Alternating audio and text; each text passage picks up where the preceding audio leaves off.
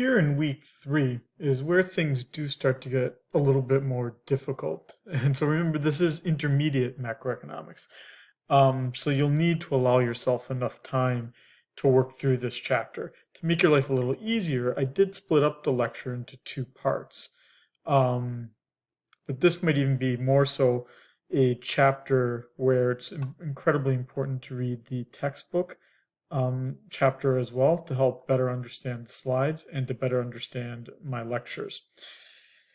Now, the purpose of this chapter at its highest level isn't that difficult. It's just GDP. Where's the GDP coming from? But if you remember back to the fact that we have at this point, we have a closed model, meaning that within the country itself, that the supply side feeds the demand side, which in turn feeds the supply side, which in turn feeds the demand side, circular flow model.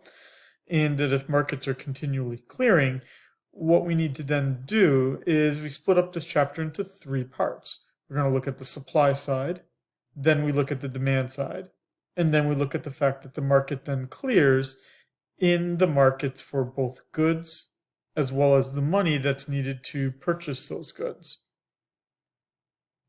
And so what we have to do then is that if we're looking at things from the supply side, from the factor market, then we have to look at things like companies buying capital goods, companies buying labor, and then we have to look at those things as they're paid for. How are they being combined into a production function? And what kinds of technology and returns to scale are we achieving to be able to turn those factor inputs into output goods? And so there's going to be some very mild math involved in this chapter in terms of solving that production. But then once we've got that, we can put it together into the GDP equation. And then we can look at the prices of those capital goods and workers, meaning that we have a wage rate that's paid to workers, we have a rental rate that's paid to capital, and we can look at how the prices paid for those things compare to the productivity of those things.